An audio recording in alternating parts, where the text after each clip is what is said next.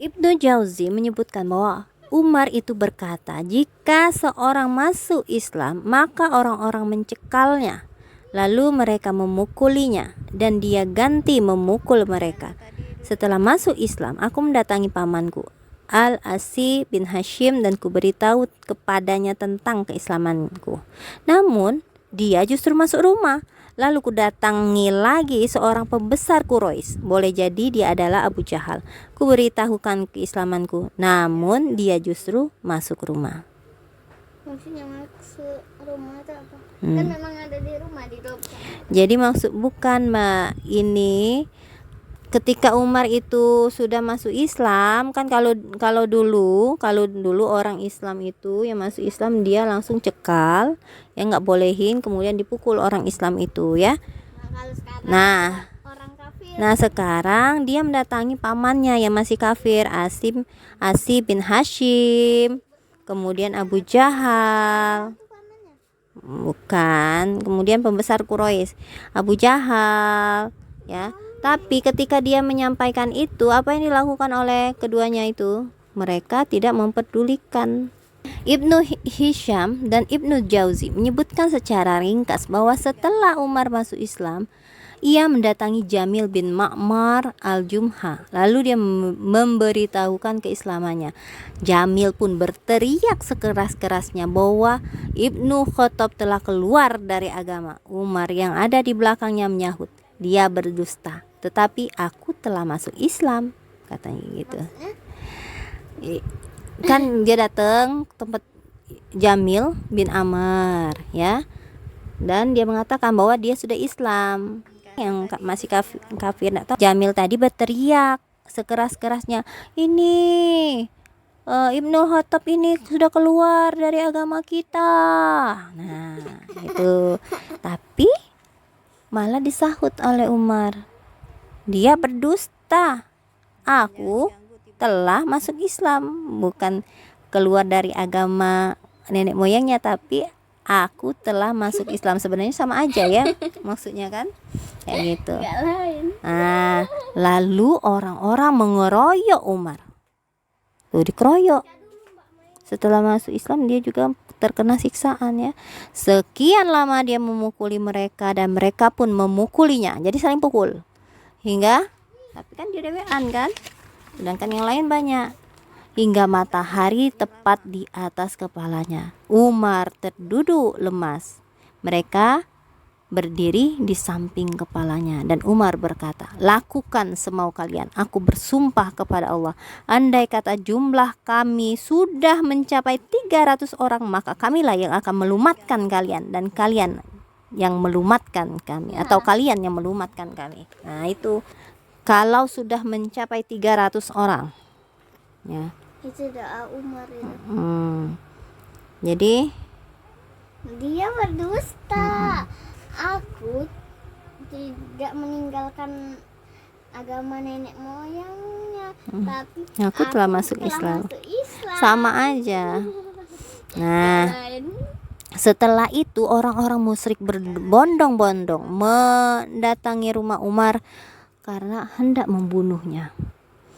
Al-Bukhari meriwayatkan dari Abdullah bin Umar, anaknya Umar ya. Dia berkata, Mbak, tak kalah dia Umar berada di dalam rumah dengan rasa was-was, tiba-tiba datang Al-As bin Wa'il As-Sahmi Abu Amr sambil membawa mantel yang biasa dikenakan pada waktu pagi dan baju dari sutra. Dia adalah sekutu kami semasa jahiliyah dari Bani Sam. Nah jadi Wa'il tadi datang ke rumahnya Umar dengan membawa pakaian yang bagus ya, yang bagus. Namun apa yang dikatakan oleh Umar? Umar bertanya, ada apa? Nih dijawab, kaummu berniat membunuhku jika aku masuk Islam, jawab Al-As.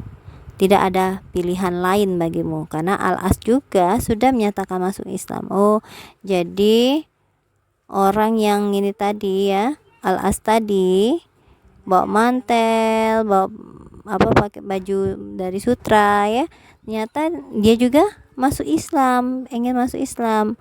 Kemudian Al-As pun pergi dan berpapasan dengan orang-orang yang berjalan beriringan. Al-As bertanya, hendak kemana kalian?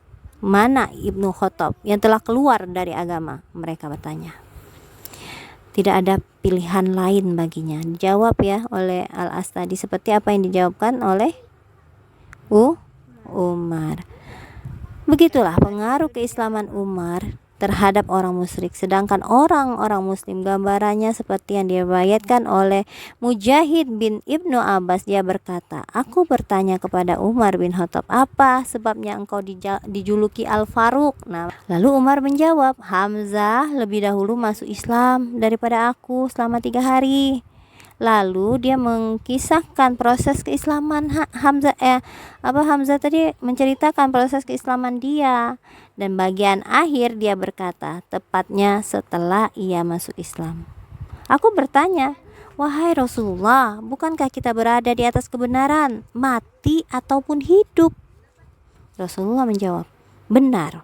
Demi diriku yang ada di tangannya, sesungguhnya kalian berada di atas kebenaran, hidup ataupun mati. Walaupun kamu sudah hidup, kalau kamu masuk Islam itu sudah kamu benar. Benar, beliau menjawab, demi diriku yang ada di tangannya, sesungguhnya. Iya, nya besar, n-nya besarnya, berarti Allah. Sesungguhnya kalian berada di atas kebenaran. Umar ini ngomong sama Rasulullah, Mas. Iya, Umar ini ngomong sama Rasulullah, ya. Apakah kita itu berada dalam kebenaran, mati ataupun hidup? Maka dijawab oleh Rasulullah, benar. Lalu mengapa kita masih sembunyi-sembunyi, kata Umar. Demi yang mengutus engkau dengan kebenaran, lebih baik jika kita keluar. Maksudnya itu berdakwah secara terang-terangan, gak usah lagi takut maksudnya. Maka beliau mengeluarkan kami dalam 2 barisan. Barisan pertama diserahkan kepada Hamzah dan satu lagi kepada Umar. Hamzah membawa garam yang ditumbuk halus layaknya tepung. Kami bergerak hingga memasuki Masjidil Haram. Nah ya ini, aku bergantian memandang ke arah orang Quraisy lalu beralih ke Hamzah. Ada rona kesedihan membayang pada diri mereka yang tidak pernah kulihat sebelumnya seperti itu. Maka saat itu juga Rasulullah menjuluki Al-Faruq, yang suka memisahkan antara yang hak dan batil, yang benar dan salah. Jadi Al-Faruq itu artinya ya, bisa memisahkan antara kebenaran dan kebatilan. Yang benar tetap benar, yang salah tetap salah. Ibnu Mas'ud berkata, hampir-hampir kami tidak bisa mendirikan sholat di dekat Ka'bah hingga Umar masuk Islam. Ini kan, karena kan ditentang kan beribadah. Nah setelah masuk Islam mereka bebas ke Ka'bah. Dari Suhaib bin Sinan Ar-Rumi, dia berkata, setelah Umar masuk Islam maka Islam tampak dan dakwah kepadanya dilakukan secara terang-terangan. Kami bisa duduk membuat lingkaran di sekitar Baitul Haram, tawaf di sekitar Ka'bah, dan berani mengambil. Masih disiksa terhadap. Jadi orang-orang yang keras, yang dulu dengan kejam dengan dia, berani mereka. Dan kami merasa kuat setelah Umar masuk Islam. Itu Abdullah bin Mas'ud yang berkata, fungsi garam pada tangan Hamzah itu adalah untuk melindungi diri. Ketika ada orang-orang kafir Quraisy itu hendak menghalangi mereka masuk untuk beribadah ke Masjidil Haram ya, itu mereka bisa menaburkan garam. Ya supaya ini kan garam itu kan kalau kena mata pedih kan. Nah kayak gitu sebagai alat. Kayak gitu kalau tidak salah.